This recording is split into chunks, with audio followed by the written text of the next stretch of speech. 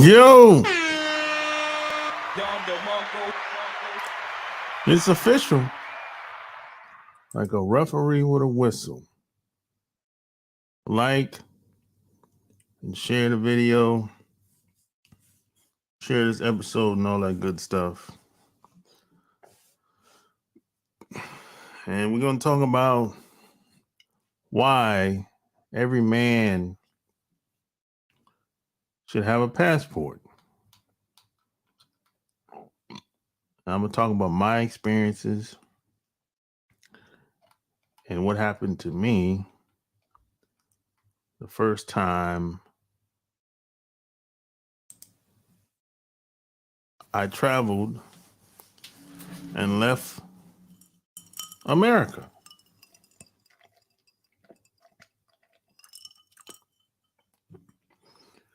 Yeah, and it's not about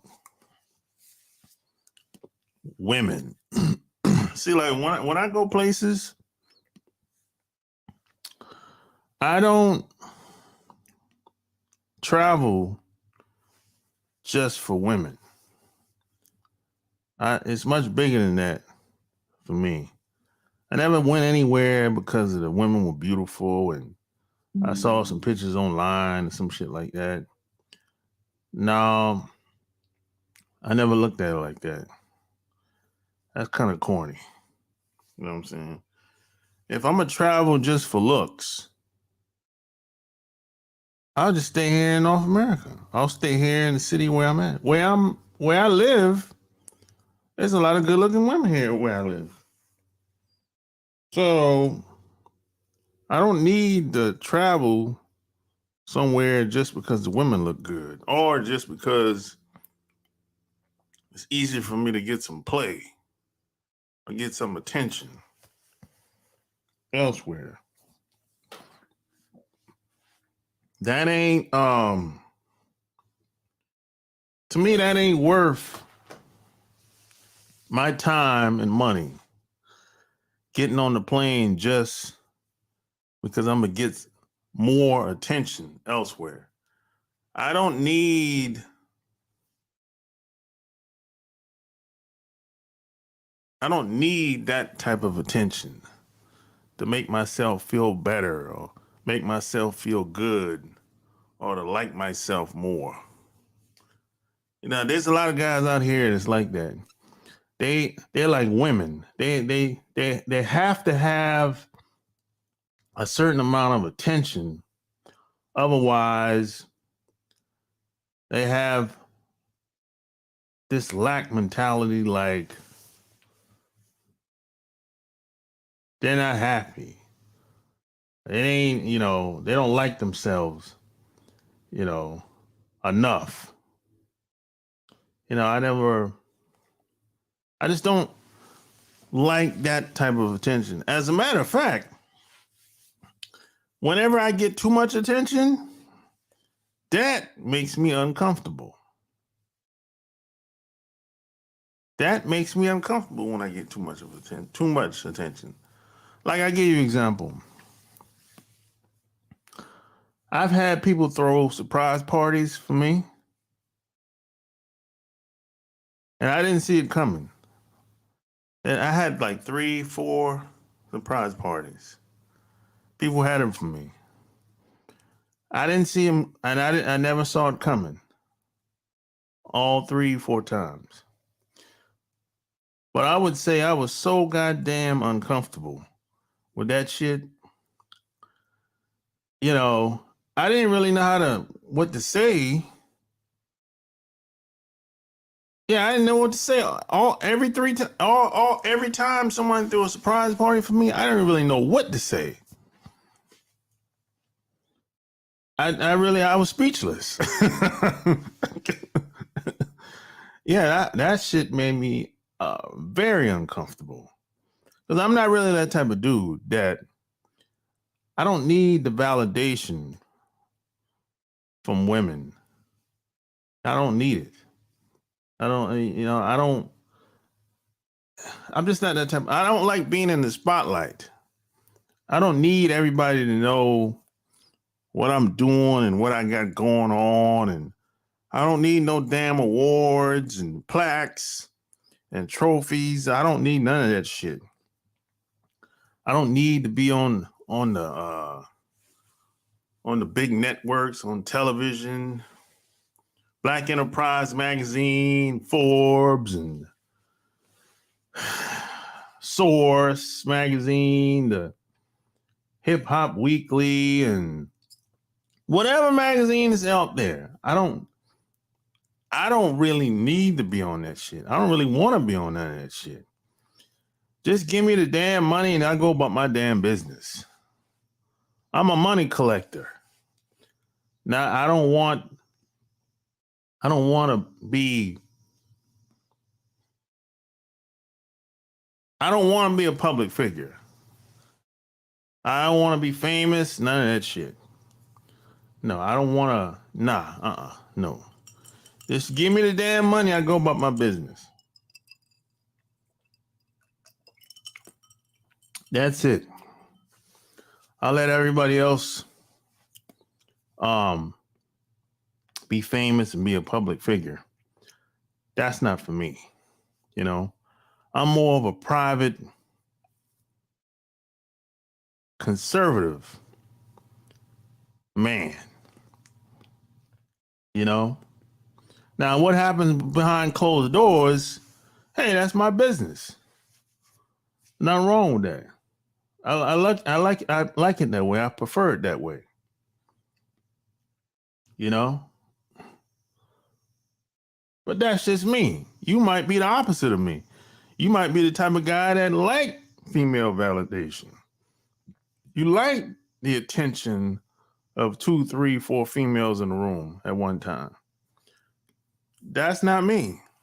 Never has been me. You know, all I need is 2. It's 2 in a room. No more than 2.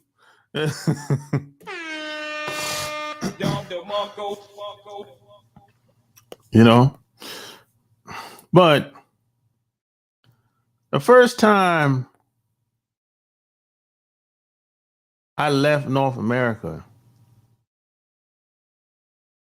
and got on a plane, first place I went to was Japan. Now, at the time, I was in the Navy at the time. Now, when they told me I was going to Japan, I didn't know what to think. I was kind of like, what the hell am I gonna be doing in Japan? I didn't even know where Japan was at this time. This is the 90s, mid 90s. You know, of course I heard of Japan, but I've never been. I didn't know where Japan was located. I didn't know anybody that was from Japan. I never met a Japanese person when I was growing up.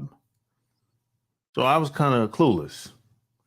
And back then, you could not go on the internet like it is today and do research and all that shit. No, that wasn't available at the time. You know, back when I was growing up, when you wanted to get some info, you would you would look up info in an encyclopedia. The encyclopedia was the internet when I was growing up. That's where people would buy them big ass books, encyclopedias. People would go door to door selling them. And them shits was expensive. Them shit was like, I think my mom bought a set of them shits for like $800 at the time. I think it was $800. But that back then, that shit was expensive back in the day. $800 of encyclopedias, and it was about, I don't know how many of them damn books. It was about at least 12. It was a lot of them damn books. I don't know how many it was, but it was like from A to Z, if I'm not mistaken, at the time. I think my mom paid like $800 for them shits. And even the encyclopedia did not have no info about Japan at the time. And back then, I didn't go to the library. You know, I didn't go. Well, maybe some kids did go to the library, but I didn't. I didn't even think about going to the library at the time. I was just shocked that I was being stationed over there, being sent over there at the time. So I went home for 2 weeks, got on the plane in Myrtle Beach. I had one stop in Chicago. And I did a straight shot from Chicago to Narita Airport in Japan. Like what? I think it was like 14 hours at the time. Non-stop from Chicago to Japan. I landed on, we landed on the Air Force Base. Actually, we landed on the Air Force Base. That was the first stop, which that was my stop, right? That was my stop. And I was actually on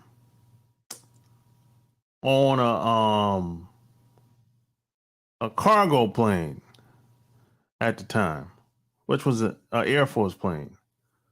But that plane was making like 2-3 stops, and my stop was the first stop, which was the Air Force Base at the time.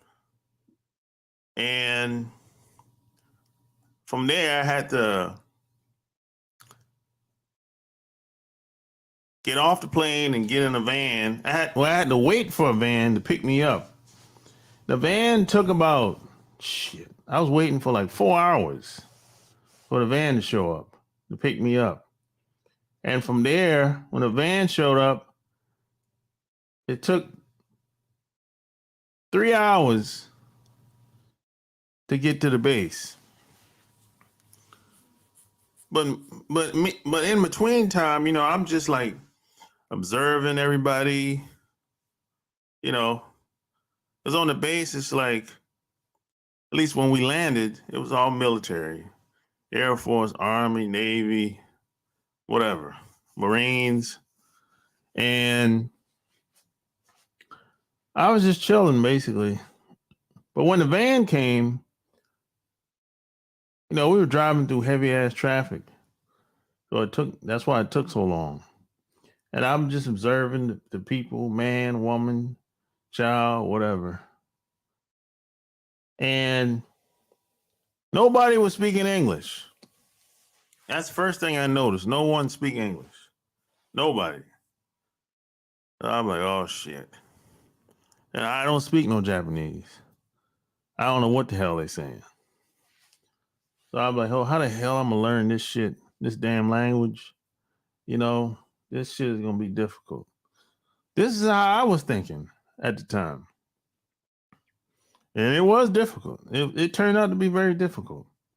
The first year, I ain't gonna front. So by the time we get to the base, I checked in at the gate, and they said, your ship is out, and they won't be back until 30 days. So they said, you going to TPU, which is like a dorm, temporary stay hotel on base. So I went there, checked in again at the base hotel, basically. And I said, hey, how long I'm gonna be here? Don't know. Right? Don't know. You know? And end up staying there for like a week. And they flew me on the ship And that's when let the struggle begin.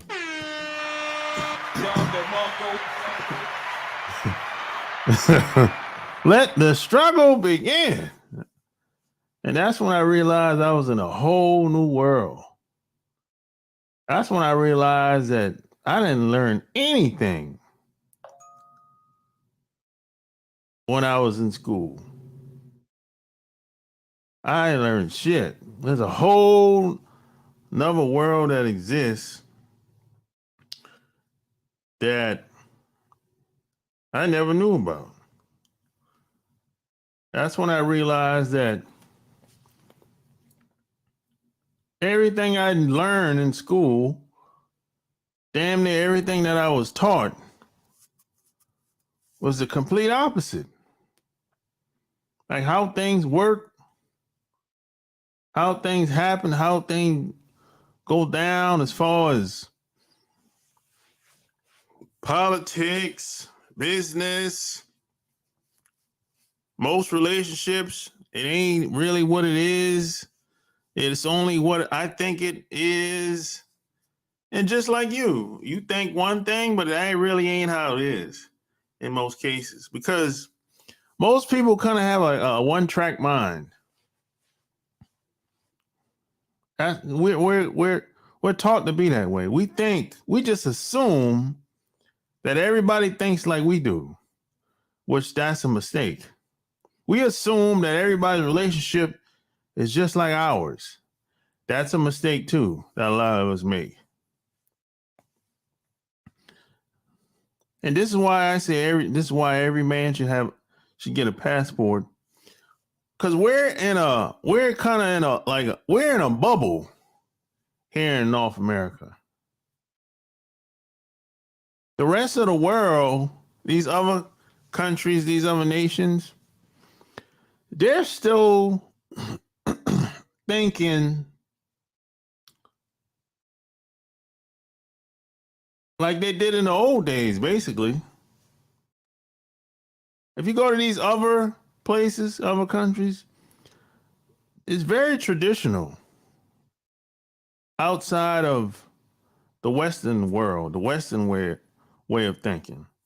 Most people are very traditional. The values, the morals, the way of living.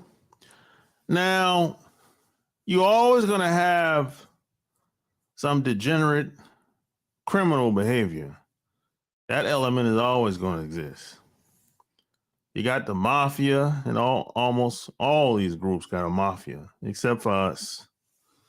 You know, that's always going to exist. But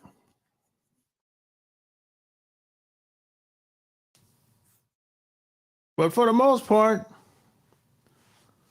these people, the common man and woman, have traditional values. You know, there's ghettos everywhere, hoods, slums. Yeah, that's all over Europe. Europe is like a big ass slum. Like Southern Asia, slums. You know, that shit exists. It just gets worse once you leave North America. Well, there's some places in North America, if you didn't know it, you would say, God damn, is this America? You know, so I'll take that back. You know, it's not fair to do a comparison because shit, some places, boy, they can give the slums in Bangladesh or India a run for their money over here, boy. I'm telling you. And even in Europe, places like Paris, France, boy, there's some slums over there there's some hoods over here can give them a run for their money over there too. So it just depends, you know. Depends on where you at. But you know, I would never compare.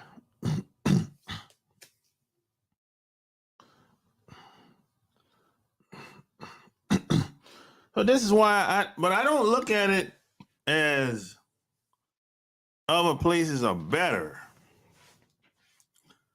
It is just different. It's a different environment. Just like I never looked at the women like the women are better. The women aren't necessarily better. They're just different. It's a different environment, different way of living, different way of surviving. You know, I never really looked at it like that. I didn't hear, the first time I heard somebody say women were better overseas is when I came online. When I was overseas, when I travel, I don't hear people say women are better over here, better in Australia than America, or better in Mexico than North America, even Mexico Central. But I don't hear people talk like that. I started hearing that when I came online.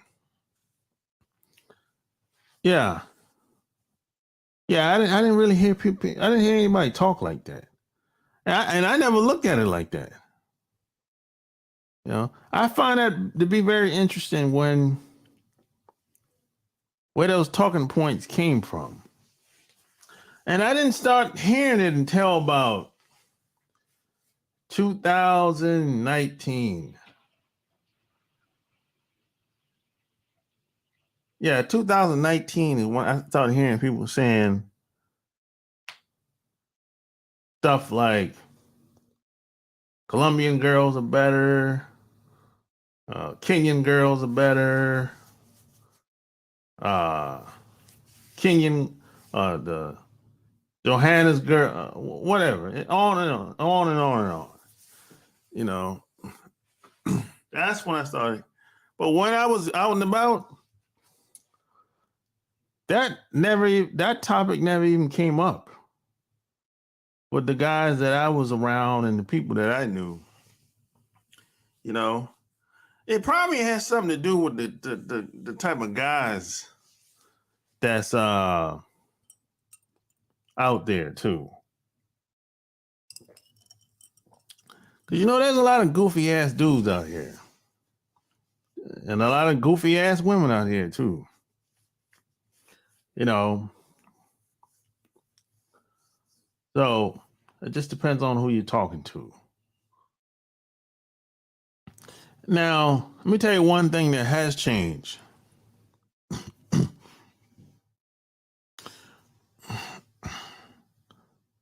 Back in the day, when I used to travel, I didn't really see a lot of people outside of veterans or somebody in the military traveling like that. And this is before everybody started doing videos and putting shit on camera. I noticed that a lot of veterans, we move a certain type of way. But a lot of these other, I would say, non-military people, they pretty much, they like to record and put everything out there. I'm not like that. I mean, I'll record some, but I don't want to put everything out there. There's certain things shouldn't be talked about online. You know what I mean when I say that? So some things should be in-house. Some things should be kept between you and whoever the person you're dealing with at the time. Everybody don't have to know what you're doing all the time, what you got going on all the time. There's certain things should be kept to yourself. And take them to your grave if you have to.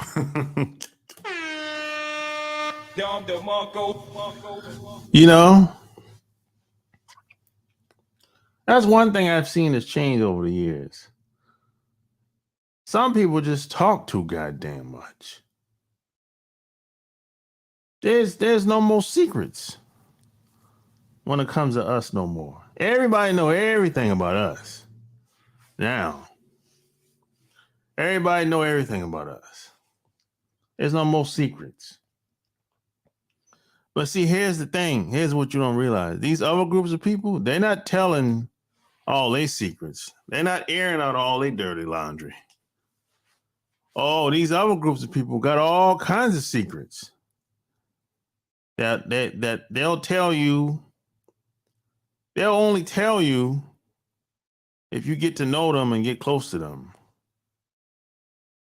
But they're not going to air out their dirty laundry and tell you all about it when the first day you meeting them. You know what I'm saying? And that makes sense to me. Why should I tell you everything about me? I just met you. I don't know you. You know?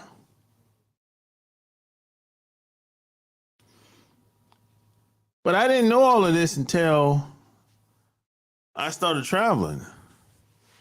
Because, like I said, we're in a bubble. North America is a bubble. North America is like Las Vegas to the rest of the world. North America is a big ass playground. That's what this country really is. A big ass playground where you can come to and make some money. You might even get rich if you get lucky. You could get rich if you come here. You could get rich if you were raised poor. You come from a poor environment, broken home. There's a chance you could get rich. There's always a possibility.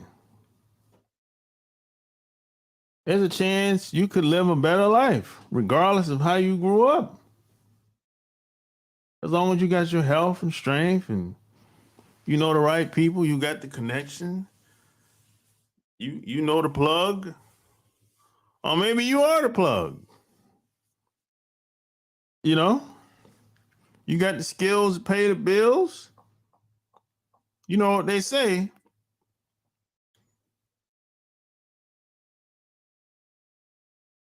Demonstration is the best form of communication. You know? So there's a chance. There's always a chance that you can do something if you're here in North America. Whether you from here or came from someplace else. There's always a chance. You always have a chance. You know? That's the thing.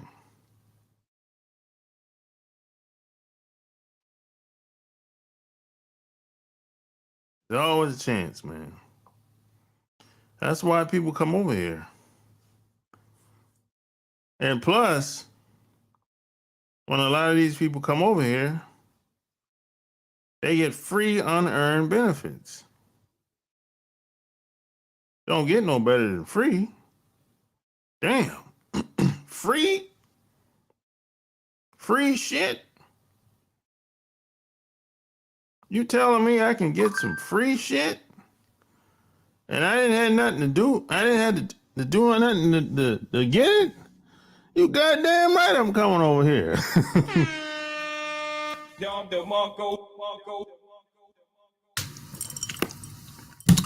I'm over here struggling, walking barefoot. The house is like a shack. My ribs is touching. I'm hungry. I'm in the damn village somewhere in Colombia or I don't know, on some island or some shit like that. In Jamaica or wherever people come from. And the word gets around that, hey man, I just got a job I just got a job doing security and I drive Uber.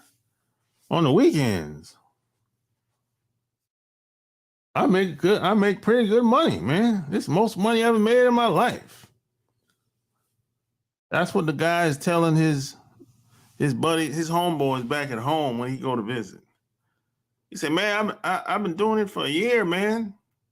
You should come to America, man. I give you a job, man. I do security, man. I make $15 an hour, man. Or $17 an hour, man. I don't do nothing, man. I just walk around and look pretty and shit.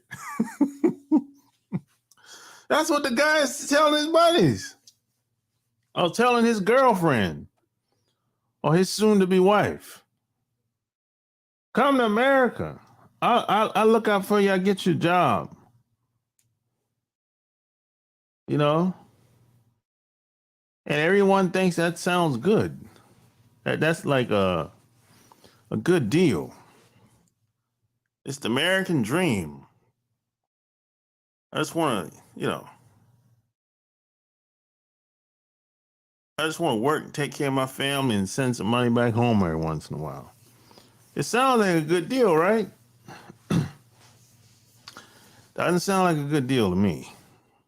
Now, here's what most people don't know when they come over here. You're going to work your ass off when you get over here, especially if you live in a big city. Because these big cities have become so damn expensive over the years.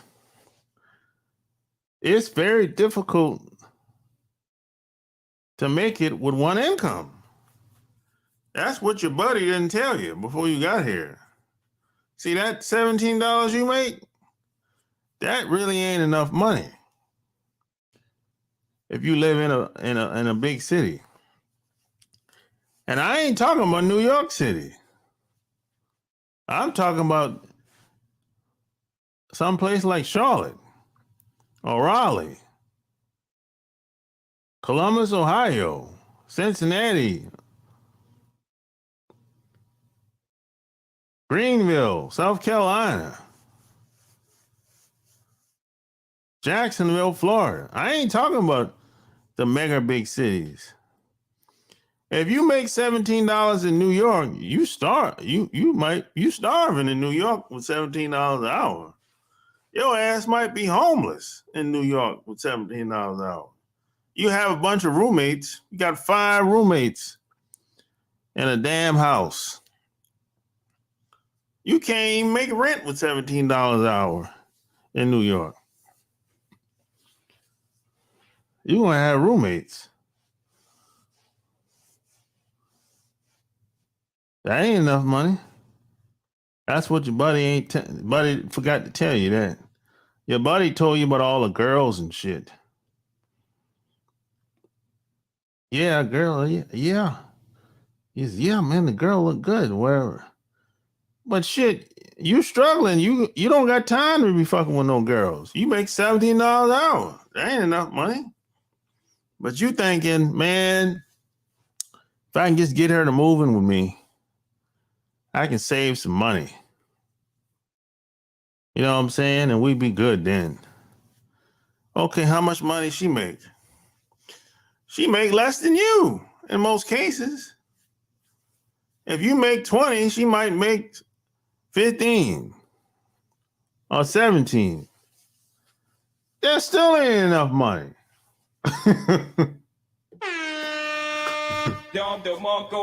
That still ain't enough money. Oh, y'all can do something. You make 20, she makes 17. Yeah, y'all can do something. Y'all can buy a house or whatever the fuck you're trying to do. 9 times out of 10, y'all gonna get a single family house because that's the American dream. And y'all don't know no better. Instead of getting a duplex and rent the other side out, y'all won't do that. Y'all go buy a single family house and show off to your buddies. You taking pictures and you send the pictures back home to your buddies. When you go back home on your vacation, you take the pictures back home to your buddy. You show them, hey, I told you to come to America, man. look, we got a brand new house, and I got a soon-to-be wife, and blah, blah, blah, blah, blah, blah, blah. You selling your homeboys a dream, and you really sending your homeboys down a wrong path, you know? But you don't know no better. If the foreigners that come over here, most of them, they don't know no better. See, they think they smarter than us. They think they know the secret. Like, I'm like, bro, I've been here longer than you. I've been here all my life. I'm born and raised over here. I'm Black American. I'm not a foreigner. You're not doing anything that I haven't done before or even want to do. So you're not smarter than me. You don't know more than me. You just get opportunities that I don't get. That's all. And it ain't got nothing to do with you being working hard. You know? But that's the game that a lot of people play when they come over here. And you have to realize the people that come over here, these are not the cream of the crop. Most of these people were struggling before they got over here. That's why they came over here. Because there's people where they from, there's rich people where they from. Every country has rich people. Every country has people that are well off, regardless of if someone might be in a shack. If somebody's in a shack, there's somebody else living in a castle. Guaranteed. You know what I'm saying? The people that aren't doing well, they come over here because why not? What do they have to lose? You know? See, I've been to a lot of these other countries and I see what they let come over here, and I'll be like, God damn, why they let you come over here? I mean, you ain't look that good. How come they didn't let them other girls come over here? Or other people with better morals, better values, something. They don't do that. Because they'll rebel. They'll become rebels when they come over here. They let the people that's willing to go along, get along. Don't rock the boat. Those are the type of people they let over here. You know, they let the people that, when they come over here, they're looking for brownie points. They want to, if the train is going one way, if the majority of people are going one way, that's where most people are going to jump in. You know, they'll get in where they fit in, whatever that is to them. You know, and this is why I never looked at no woman as being better than the other, because it's really not true. You know, most of these women are only good where they're at. And it's going to be based on who's around, the environment, and the family, and the consequences. That's it. If there's nobody around them, the environment is fucked up, there's nobody to hold them accountable, well, she's probably going to be a fucked up broad. She's probably going to be doing all kind of crazy wild shit. No more shame. Well, she's going to be a train wreck. You know? That's like a girl. If you take a girl from Colombia and bring her over here and put her in the hood, she'll turn into a monster after a couple years. Now you might say, well, why you say that? Because the hood destroys people. The hood creates monsters. The hood destroys people. It destroys everything about a person. The hood turns people into some other type of fucking human being that they never was supposed to be. The hood is full of predators and degenerates and criminals and drug addicts. That's what the hood does to people. There's nothing positive about growing up in the hood. There's nothing positive about growing up in the slums. It destroys men and women. Especially women. A bitch will be evil if she got to grow up and live in the hood. Or if she moved to the hood. She will start to be an evil bitch over time. And you might be looking at her like, why the hell is she acting like that? Because she in that environment. She's in the hood. She's in the slums. That's why she's in survival mode. That's why she's willing to do anything to survive, to get out of there. She's not even thinking about getting out of there. She's just thinking about surviving. She's willing to do anything for money. That's what the hood does to women. And to numb the pain, some of these women will get high and drink because they have to lose their mind to survive. Because a lot of these women are fucking with guys that they can't stand. They can't stand them. They would never, in their right mind, they would never fuck with a guy like this. He's scum of the earth. Rotten piece of shit. I mean, she knows this. But she gotta fuck with him because she's trying to survive. So she got to hit the line of cocaine every once in a while. Or she got to take a couple shots of tequila, something, or Hennessy. It's because she got to cope with this fool.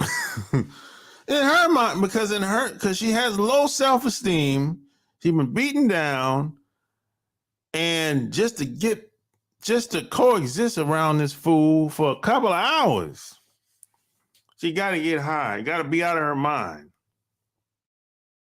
And then on top of that, she's gonna give up the pussy.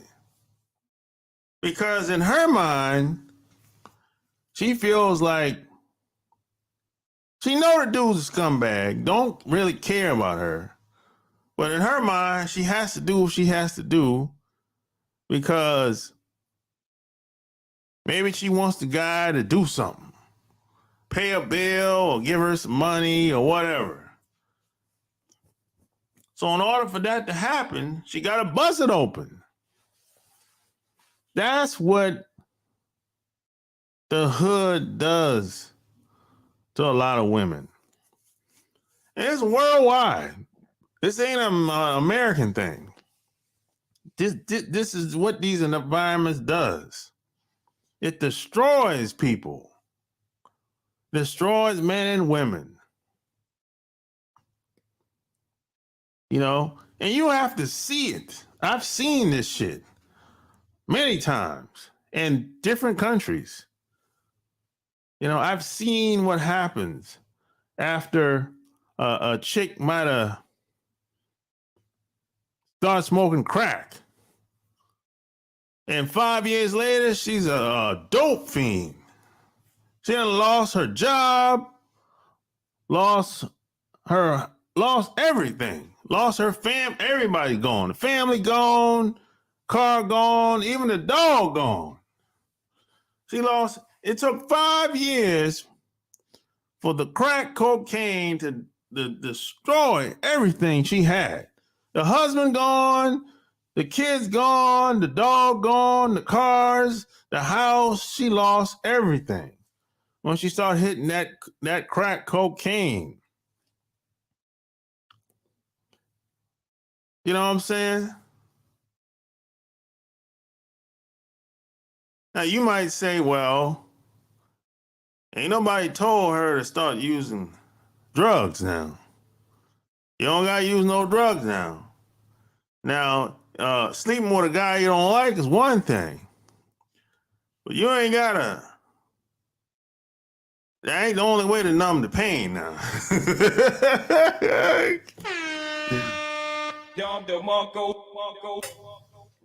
Well, it's easier said than done. Now, getting high, it is a decision. You're right about that. You know, it is a decision. It is easier said than done.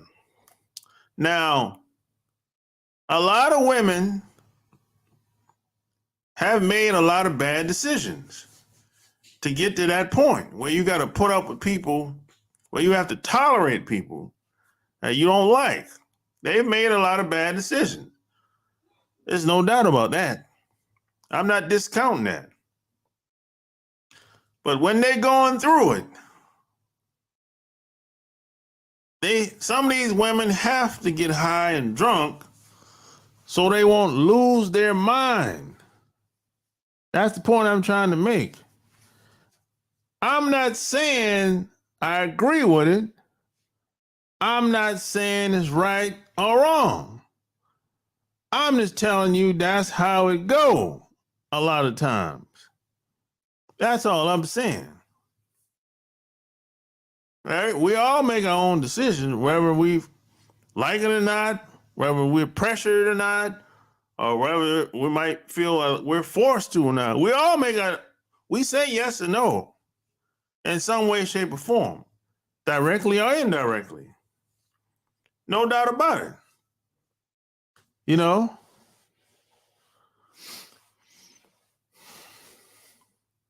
But the point I'm trying to make is this. And this was the whole purpose of me doing this show, is to say that the environment has a lot to do with our behavior, how we grew up, how we see the world, and how we think, and who the people that we surround ourselves with as well. That's the whole point. If you don't, you can forget about everything I said. But if you remember that the environment where you meet people, that makes a big difference. Who they hanging around, what they listen to, what are they into, how they living, what interests them, who their parents is, who their friends is,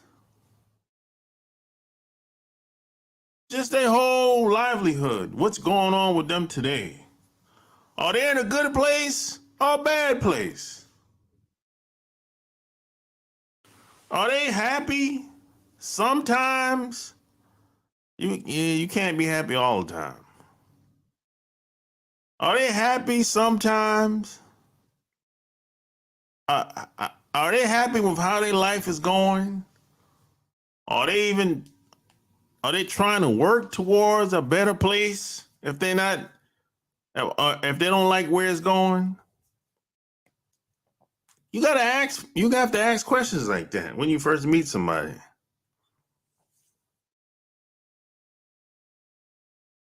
Do they really have friends? Oh boy, that's a big one. Do they really have friends? Or they just got some hangout buddies? Oh, there's a big difference. It's easy to have hangout buddies. Hangout buddies is, hey, let's go to the comedy zone. Let's go to the nightclub. Let's go to the strip club. It's okay to meet some people and hang out and be like fuck buddies. But when it's time to do some real shit, when you need some money, you be like, yo, let's put some money together, bro. Let's invest. Let's do something. The job ain't enough. We're going to die broke if we don't invest our money. And our kids going to fucking probably be broke. We can't have that shit. Come on, bro. We can't die. Hey, look. Somebody told me if you born poor, it ain't your fault. But if you die that way, it is your fault.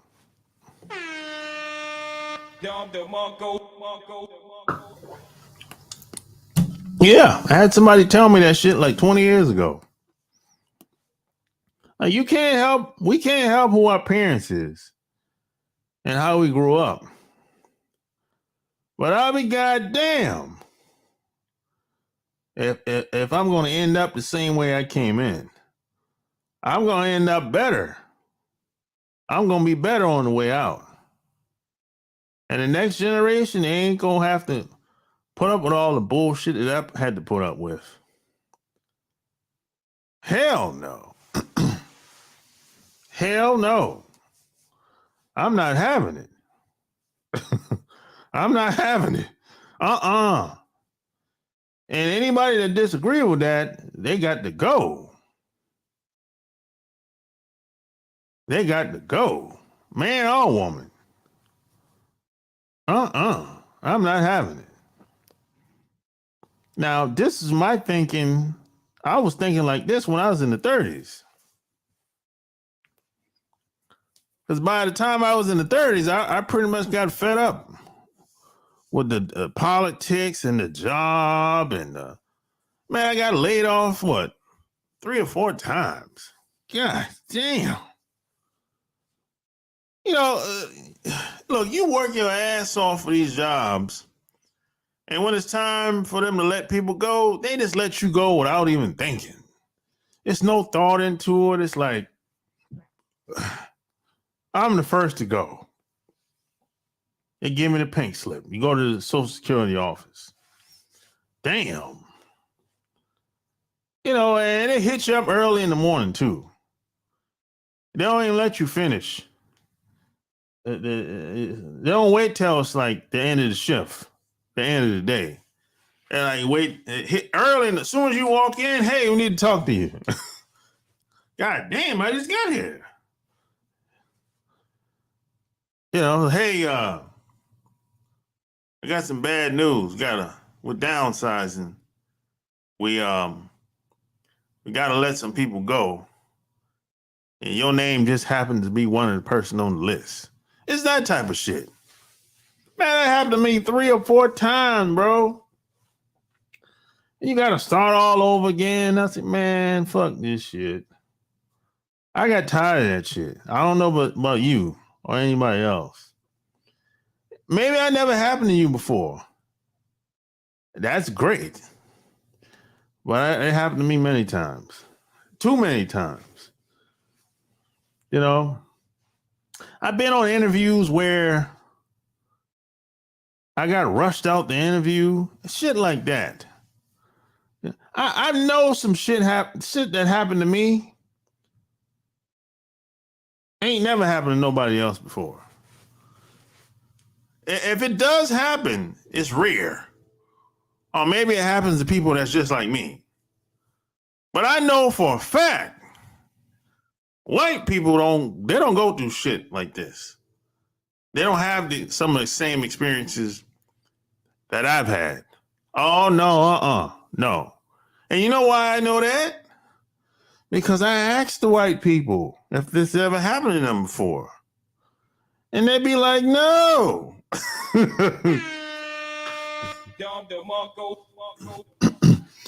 be like, hell no. It ain't never happened to me before.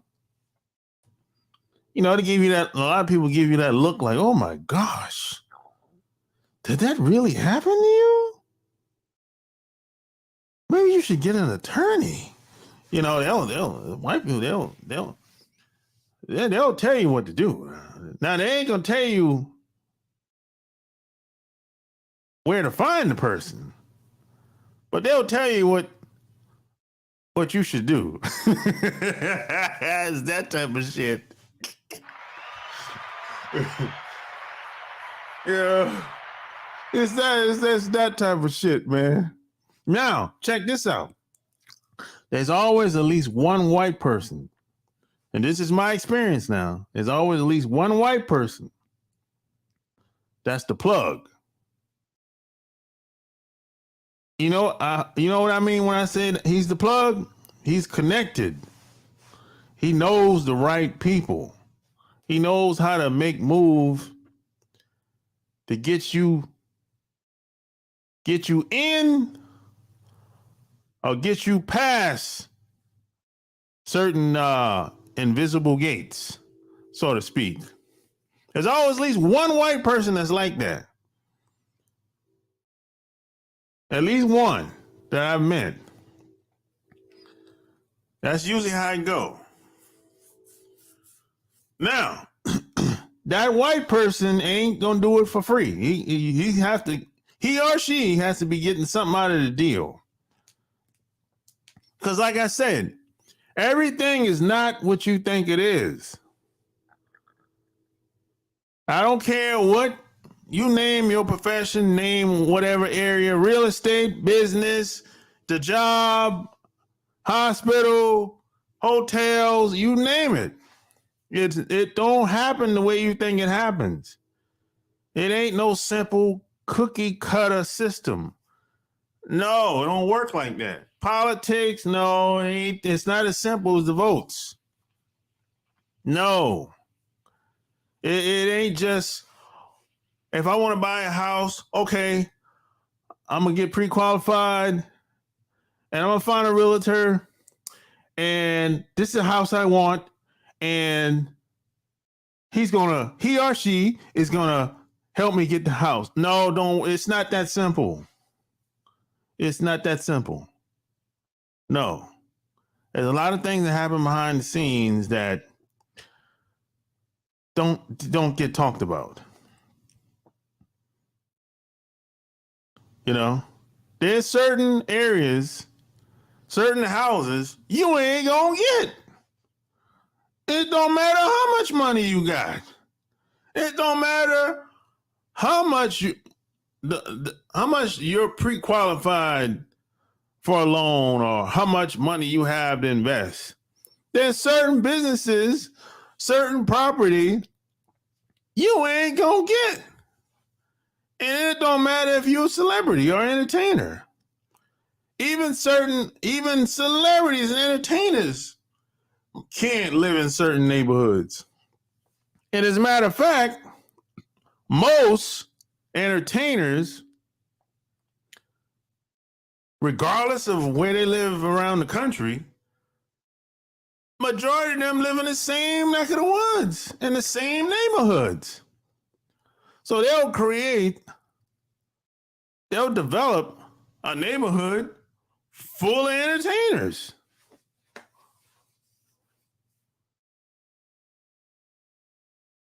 That's not a coincidence. That didn't happen by accident.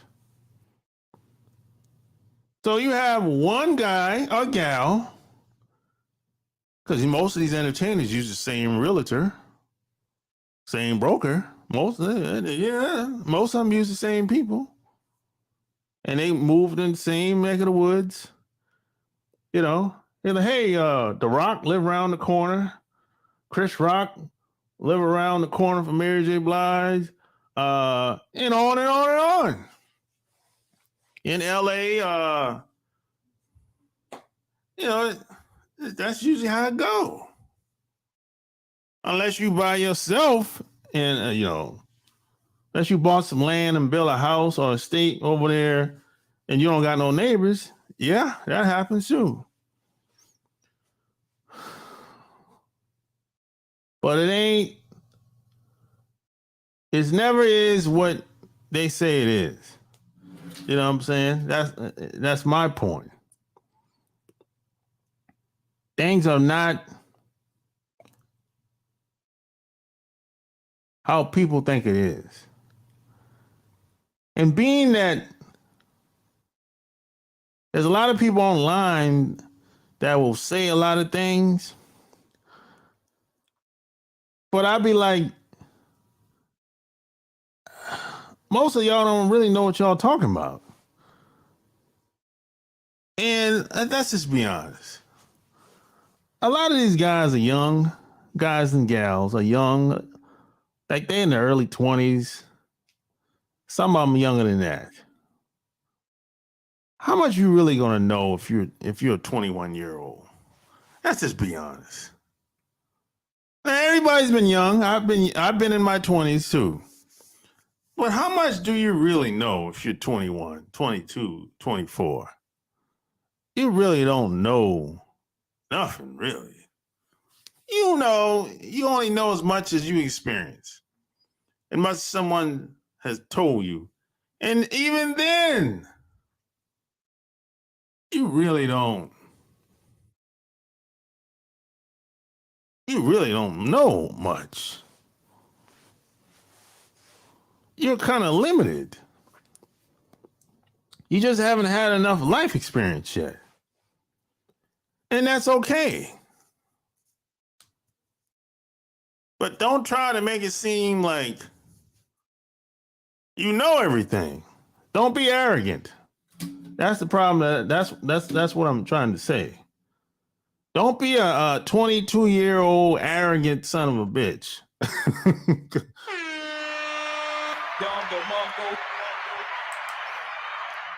The ghetto mentality is not a race thing. It's a mental thing. Yeah, you're right about that. You're right about that. You're correct. Oprah tried buying a house in Palm Beach, Florida. She was told nothing available. Same thing happened to you. It's happened to OJ. Yeah. Look, if they don't want you to buy the damn property, the house, whatever it is, hotel, apartment complex, I don't care what it is. You're not getting it. Somebody gonna underbid you or overbid you, or they're just gonna pass over your offer. Period. That's how that should work. And even or they'll say, well, somebody else got it already. And some of these people are plugged in.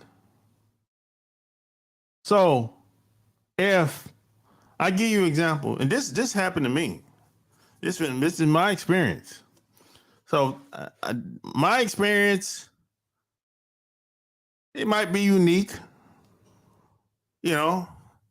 for some people.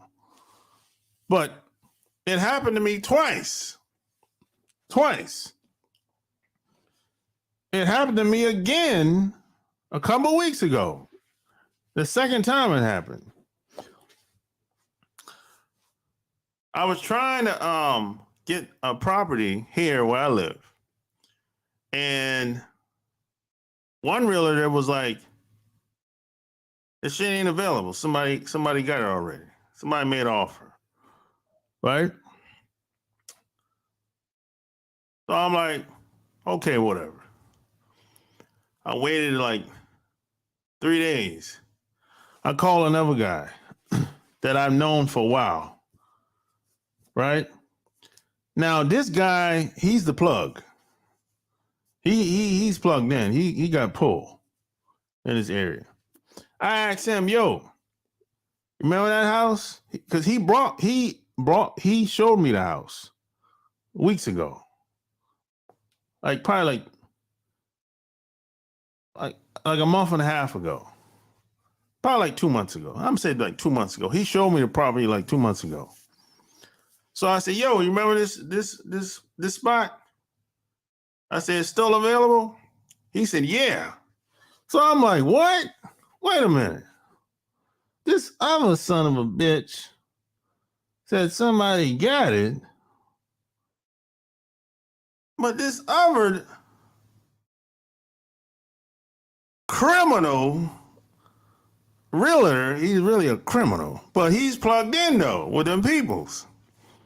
He said it's available. Not only is it available, I know the dude that's over there, that's in charge of that spot. If you want it, I can get you in there. What you won't do? I said, let's do it. So he got all the paperwork together and all that shit. And magically, when he turned the paperwork in, it went past everybody else. And it got accepted. No, there's more to the story. Now, once it got accepted, I got a call from somebody else, the old realtor, and he's telling me something about somebody else, another buyer backing out, got cold feet, blah, blah, blah, this and that. He said, we might be able to move in. I'm like, yo, I'll pass. What are you talking about? Either he's lying or somebody's lying to him. But I told him I'll pass. I don't know what the fuck you talking about. I already got accepted.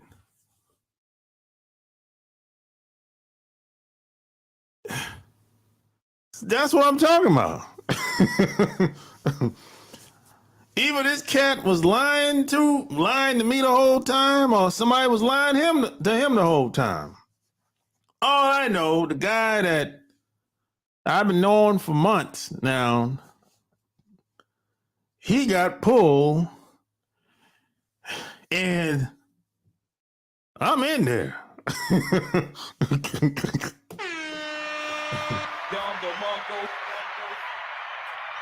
But this guy is a criminal. But he's selling a lot of property though. Like crazy. He's killing it. But I know he's a criminal. I know he is. I just been around certain type of people. I'm like, oh yeah, this guy, he's different. Yeah, he ain't like everybody else.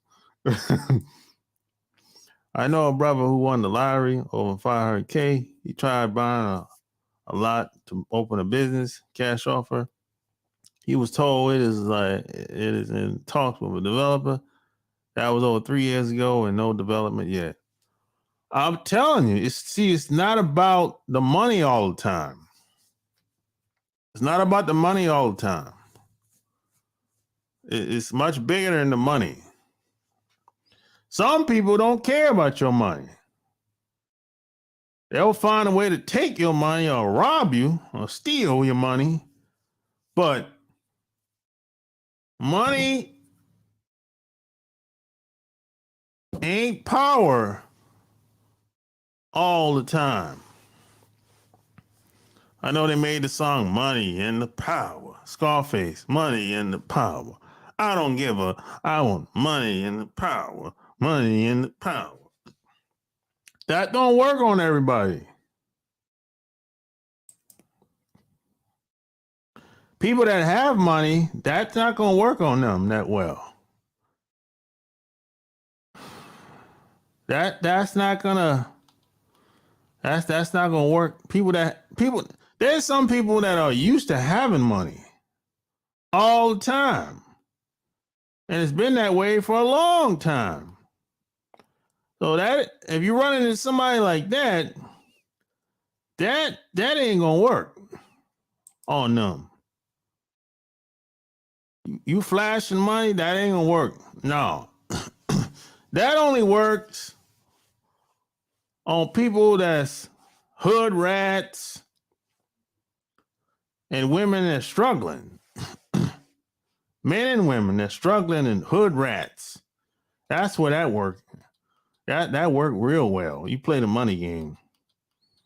But people that are used to having money or grew up around money, or they be around money all the time, they ain't really sweating how much money you got, how much money you can invest. If they don't like you, they're not gonna fuck with you, period. That's usually how that go. Unless they want to rob you. If they want to rob you, that's a different story. But if they got money, they ain't tripping like that. They ain't tripping. As a matter of fact, if you got some money, you should not use your money you should use. I would say you should use very little of your money to invest in property. Use the bank money. Fuck that. Get a loan. Use the bank money. Fuck that shit. Unless you want to fix and flip or some shit like that. And I would never do nothing. I would never do no shit like that. But I'm just saying. That's just my opinion. That's my thinking.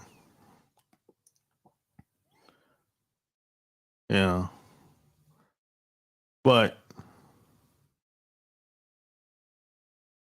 shit is it's doggy dog out here, man. It's doggy dog out here. It's I don't see it changing anytime soon. Whatever you get, what you catch. And whatever you get, you have to fight to keep it. That's usually how it go. That was some of the best advice my dad gave me years ago. Hey, if you want to talk about anything, you can click the link and come on. That was some of the best advice my dad gave me. It's not almost nothing is what you think it is. Even on the job, man. When it comes to, I'll give you an example of something that used to happen a lot. When they have all these meetings at the job and y'all go to the conference room and sit down and talk about bullshit. You stay in the conference room for over an hour, just jibber jabbing, and nobody wants to make a decision. And you know what? The decision was already made before y'all went in the conference room. The decision was made upstairs. But they forgot to tell you that before you went in the conference room and started going back and forth about what you think about this, what you think about that. And at the end of the meeting, the manager was like, well, thanks for your insight. I'm going to make a decision by tomorrow. I'll send you an email. All of y'all an email. But the decision was made by the president or the CEO of the company in advance.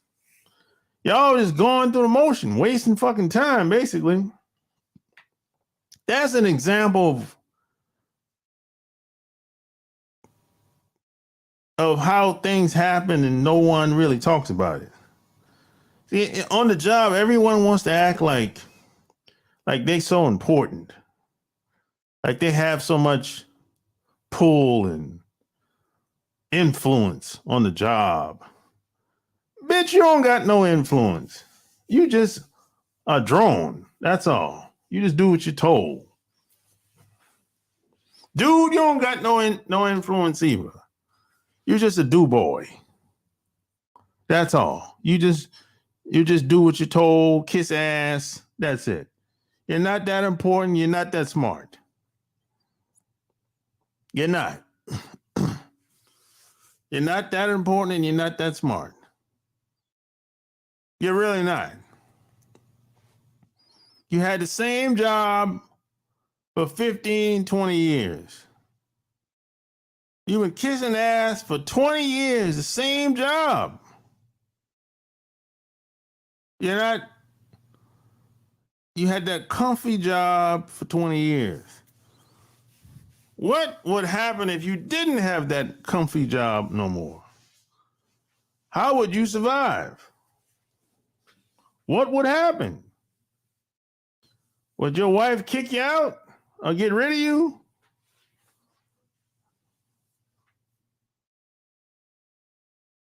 You probably wouldn't get no more sex.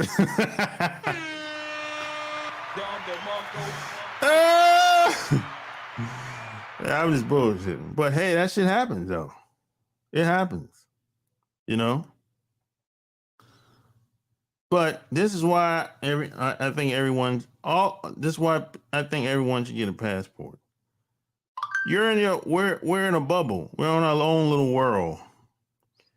And I'm telling you, there's more to life than what happens in North America. And you should have options. You want to have options as a man. As many as you can get. As much as you can get. Stop depending on just one thing. One income, one job, one car, one house, one girl. Stop depending on one thing. You got to expand. You know? And when you go to these other countries, when you travel,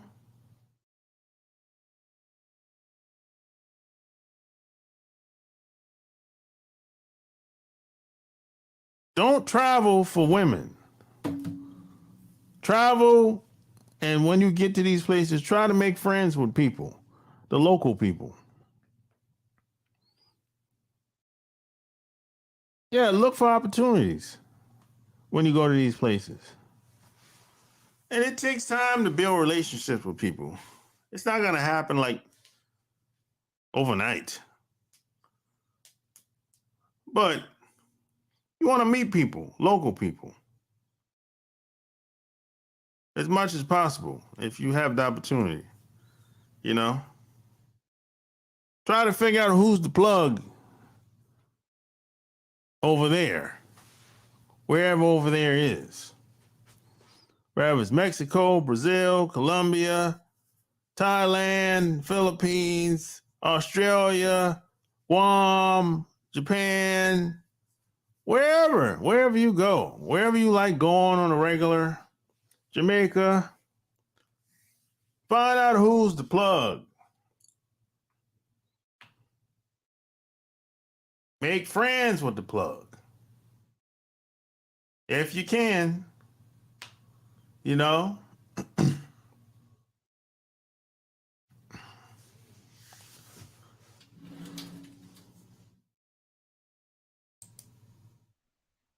What's up, man? How you doing? Hey, Sharp, how's it going? Good, man. You are correct about on these jobs. Everybody thinks they're bigger than they are. It's basically like Game of Thrones, where everybody thinks their position allows them to have control over somebody else to the point where they think they have control over their lives, but they don't understand. Everybody is watching everybody, and it goes down like a totem pole, right? And I'm telling you, management has a file on everybody. Because I seen it where there was a district manager. This man had guys working overtime, not clocking in. Um, this man was something else, right? If you don't do this, you're automatically terminated. And he thought he couldn't get fired because his cousin was on the company board. Well, they just got rid of his cousin and him. You see what I'm saying? Because the mess he was doing, he really believed because he was a district manager, nobody could touch him. But there's always a way to get you out of there.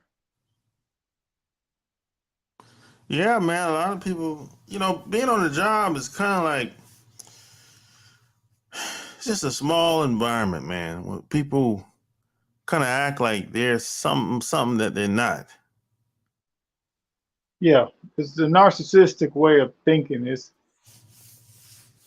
truth be told, it's almost a form of self-hatred because you're running around trying to control or hurt other people, but really deep inside, you're just pushing whatever you feel on yourself on others.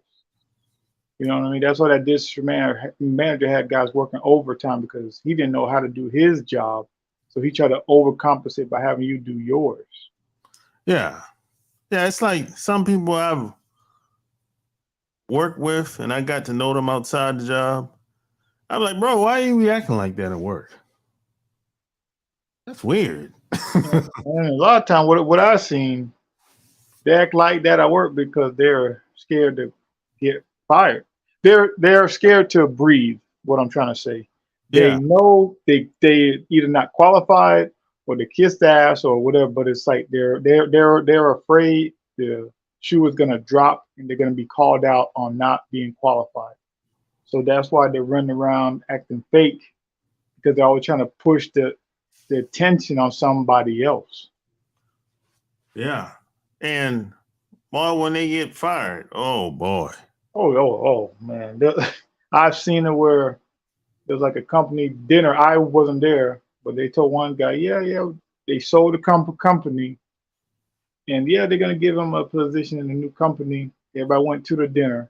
The management, in front of everybody, said, "These are the positions we're gonna give to folks." He was the only one who didn't get a new position, and they said, "We have a conflict of interest. You don't believe in what we believe in. You can leave." And right there, got up and left with it. Red, face. They said, forehead sweating because they played him. They didn't want him there no more, so they just let him know in front of everybody, we don't care about Yeah, and I've seen um some of these people get real nasty and unprofessional, boy, when you. it Oh was yeah, time to let people go. oh yeah, I'm oh like, yeah. God damn. Oof. I mean, I That, got let go from a job. Like for instance, I was buying too much stuff. I was like, I'm buying too much stuff. Like, yeah, we can't trust you to be. I said, you can't trust me to not buy things. Aren't you supposed to focus on what somebody's stealing? But they just didn't want me there because the management there only had high school diplomas and knew the owner. And me with the leasing associates, I was a threat. But then that company got sold and that management got rid of everybody who was still there. So, what goes around comes around. yeah, man. It's like this one guy, man, they fired him, man, and he had a heart attack and died, bro. See? I said, damn. Some of these guys get a gun and either shoot up the place or kill their own selves because their whole vision of life was just day to day. As long as I'm okay at this job, they don't see the future. They have no vision. They don't No. have the skills. And I hate to say this, it's also a lack of intelligence. They don't even try to go to a college or to a trade school to learn a skill. They're just relying on their bullshit. Yeah. Yeah. You know what I mean? What's crazy is if you approach some people and say, hey man, maybe you should try to do something else Yeah. outside the job, they'll shit on him. Man, fuck that shit. I'm not trying to do none of that shit. I'm good. I have had people respond to me like that. I used to think that way until I started being out here seeing that you can always have something going on for yourself.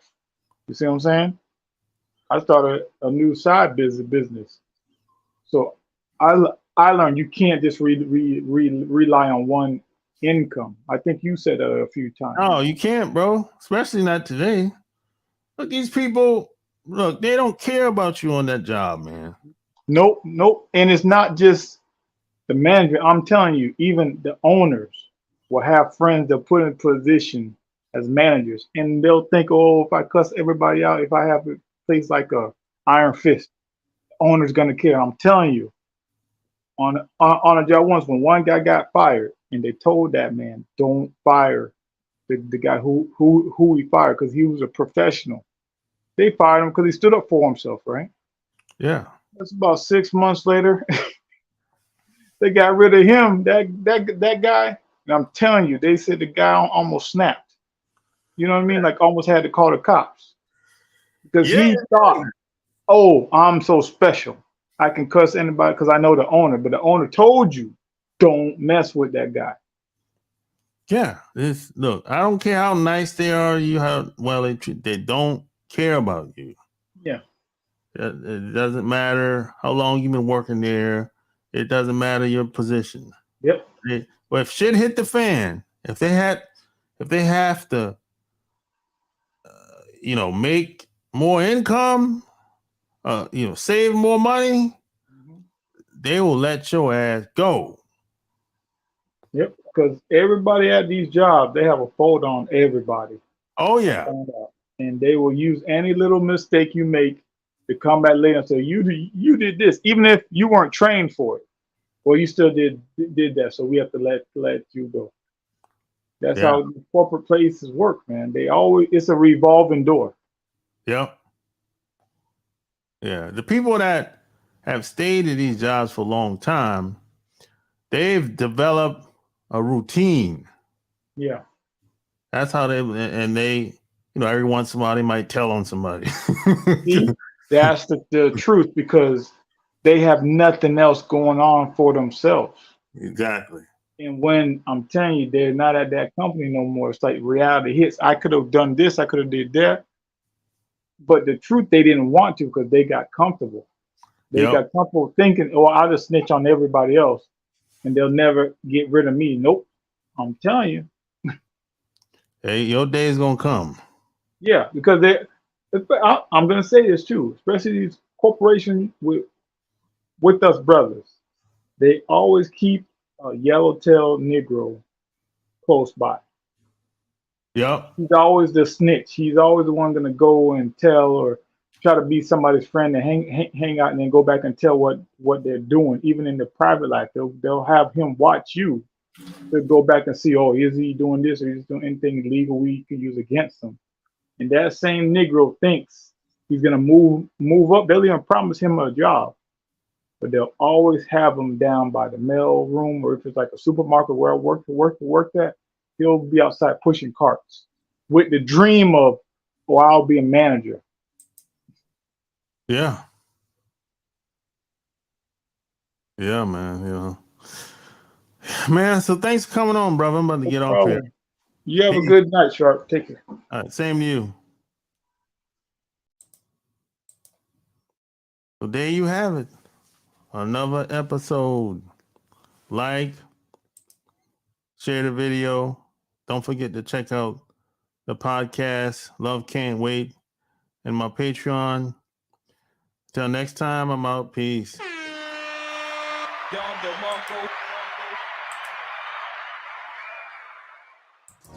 Alright. Just got the call, it's going down tonight.